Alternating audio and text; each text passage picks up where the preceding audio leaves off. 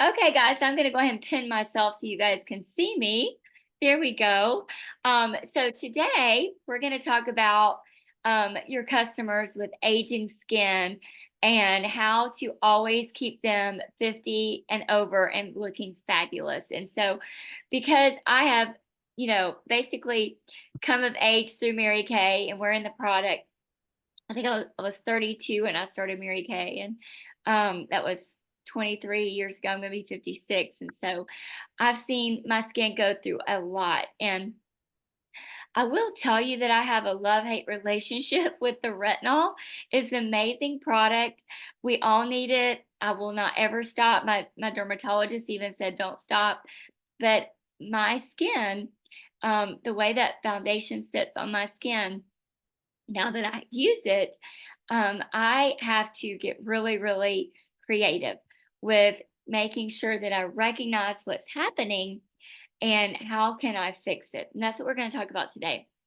And so you've gotta always communicate with your customers that you are there to help them and that you can help them tweak anything that's happening so that they are going to get the maximum benefits and results from whatever they're wearing. Okay, so what I do is I brought some unique things that I use that you may not show when you're doing a glamour appointment.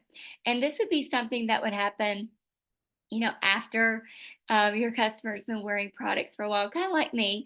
And so, first off, I know that we have a lot of great exfoliators. We've got facial peel, microderm, and then we have the leave on facial peel from the clinical solutions. And I know the leave on is the latest crave, but I'm just going to tell you, nothing beats your skin the next morning when you do your facial peel or your microdermabrasion.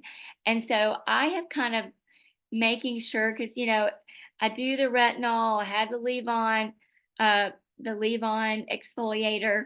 And so I thought, well, maybe I don't need the peel and the microderm. Well, what I'm finding is that my skin reacts so much better when it's actually when I'm doing something like I'm scrubbing it or I'm leaving the peel on, I'm taking it off. And so I do them all, so I didn't eliminate the facial peel or the microderm. I alternate those two on the nights, and I do not do the clinical solutions, the retinol. Okay, because the retinol is actually turning over your skin anyway, and I tend to get really dry from using that. But I love my face the next morning after the facial peel and the microderm. All right, now moving on. Let's talk hydration, because there are hydration issues with the retinol. That's part of it. You know that there's going to be some drying and peeling and redness. And I will say, once you go through that initial 8-week retinalization period, the peeling and the redness is completely gone. But what I'm left with is that by midday, my foundation, um, if I didn't do these things that I'm about to show you, my foundation starts to separate. It could be from the coconut milk that's the hydrator. I have a love-hate relationship with coconut also. And so I haven't stopped using that to see, but that could be something. I mean, when I say you literally have to tweak and listen and try everything you do. And so what I started doing, I'm just going to show you, is two things. And it could have been the silky setting powder too, because I loved our mineral powder. Okay. And then, they up and replaced it with the plant based silky setting powder. So I haven't taken the time to look and see, okay, could this be this or could that be that? I just know that in the past I had issues with the retinol. And so what I started doing is I started using the naturally oil, and I put a tiny drop when I do my foundation. I put my foundation on the top of my hand like a palette, and I put a tiny drop, and then I mix it in, and I let it sit there while my primer is drying, and that gives me extra hydration during the day. Okay. Um, I also at that point, instead of, and this is like my dirty makeup bag, so you guys forgive me, um, because I love the mineral powder. If you guys will look at your pressed powder, this is terrible. You'll look at your pressed powder, it's still mineral. And I love the mineral. And if you've got customers who love the mineral and they're not really sure about this new plant base, or it just doesn't sit right on their skin like mine, here's what I do. I take my big powder brush, okay, and I just rub it over. And you guys can see, I'm gonna take my glasses off. It's that smoothness that we love so much from the mineral powder that we've had. And it's just in the press form, but you've got your powder brush and you're getting the same thing. And you guys, this stays on my face so much better and it doesn't separate. Is it the oil? Is it the press? It's a combination. And I just feel like my makeup stays on so much better all day long. And so I love, love, love that. Also, I I had to stop using the finishing spray because my eyes were watering. Well, I love the finishing spray, and I think we all need the finishing spray. And so what I did was the mascara, because it would make my eyes run. So stopped using the Lash Love mascara because I've gone through. There's three. All the other mascaras make my eyes run. This is just aging, guys. I mean, this is your customers are going through this. You could just got to be real and upfront with them and just say, always communicate with me because our skin's changing. You're going through menopause. There's some crazy stuff happening. So I started using the waterproof mascara every day. And so since I was doing that, I said, I'm going to see if I can wear the finishing spray now. And guess what? I can wear the finishing spray when I wear the waterproof mascara. And I've just really fallen in love with the waterproof mascara, whereas before I was not always a big fan, but it stays on, it doesn't run, my eyes don't, stop watering, and I can use the finishing spray, which that's going to help solve my problem of keeping my makeup in place for the 12 hours that it should stay in place. I was I was starting to see it separate by noon to 2, and it shouldn't. If I put it on at 6 in the morning, it literally should last 12 hours because that's what our foundation stuff, you know, will do. All right, so now let's move on. Um, now let's talk two different shades of foundation. So and you guys know that during COVID, we were all home, we were all bored, and I would order if I was watching, glamour videos or whatever, I would always see all these commercials with all these different foundations.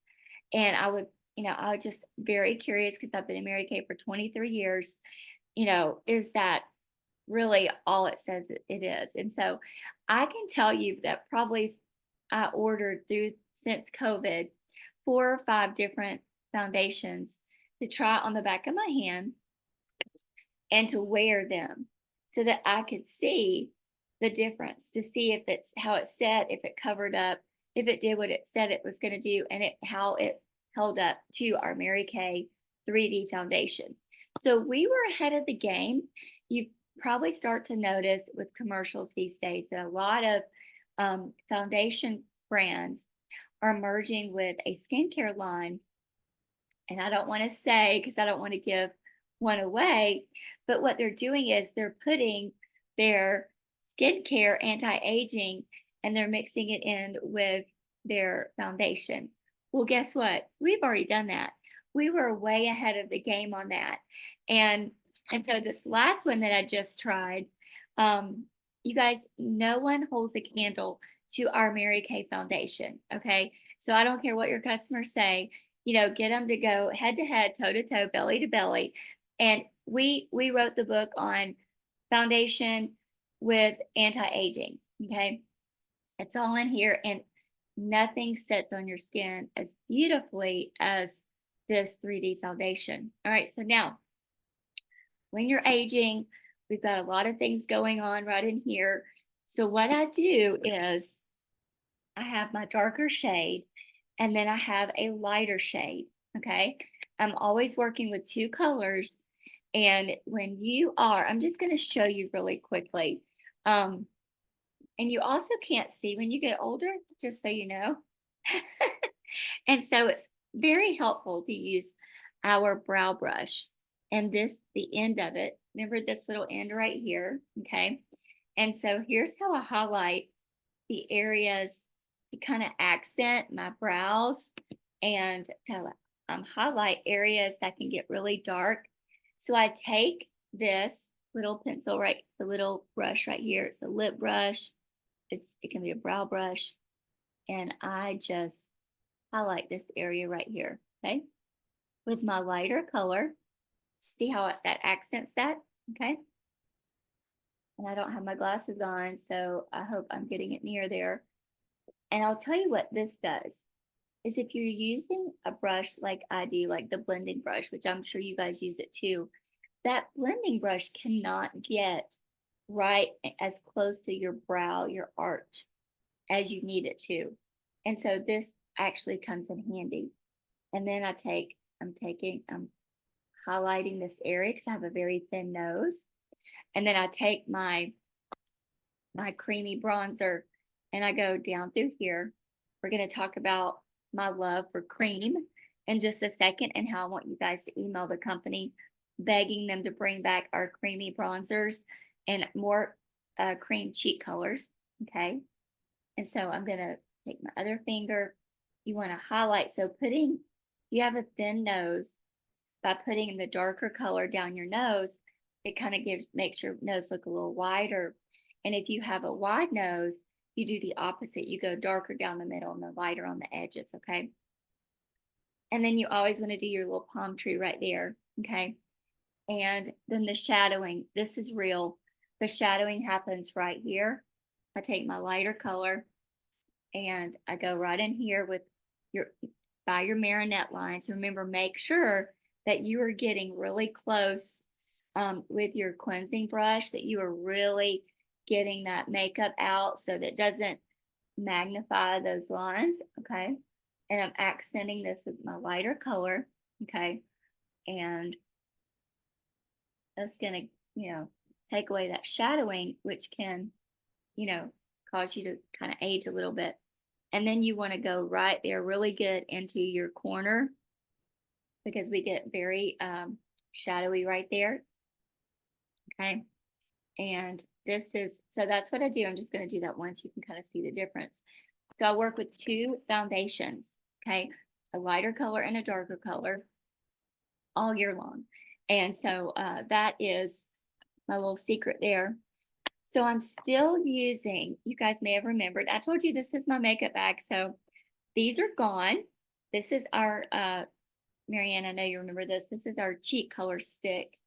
And why is creamy so good? There was one end is shimmer and one end was matte. And I'm just wearing out that matte because you do not want to put shimmer right in here on anybody over 45, 50 because it will get in that little smile line that we all have right there. Okay, those little character lines.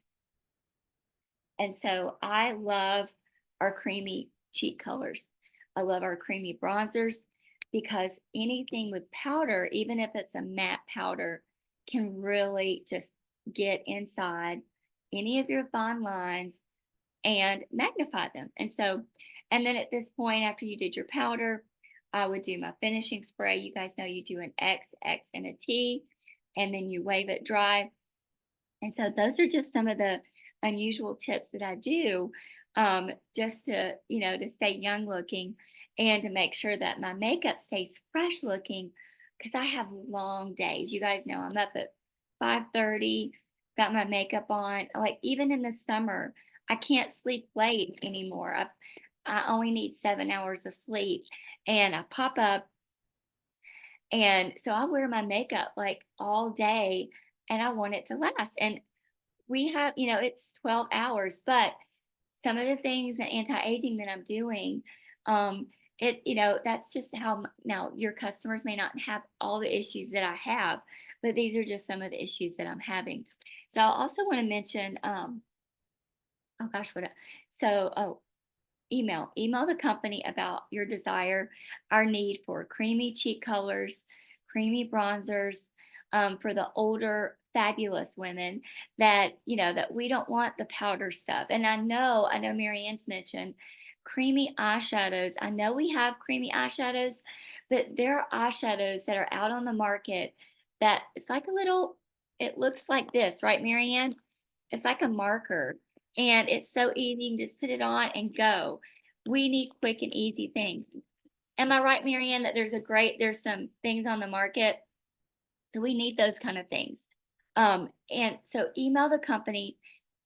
Never be afraid to email with your needs, the things that your customers need, because your customers are not all going to be 20, 25 years old. You're going to have I taught you guys how to grow your customer base in all geographic areas and all demographics so that you would constantly have money coming in, no matter if your customers aged out. I have customers that have passed away, or your customers that stop wearing glamour and they're just doing skincare. You guys, everybody goes through different seasons. And so knowing some of these extra tips, let me see how we're doing on time, will help you to know how to keep your customers looking over 50 and fabulous. And, might even help you guys. So that's what I want to do right now is I want you to kind of ask me, I'm going to put my glasses back on so I can read. Ask me some of the questions that you're seeing on your skin, and maybe we can share, or I can share my thoughts. Let me go ahead and turn the recorder off so that we can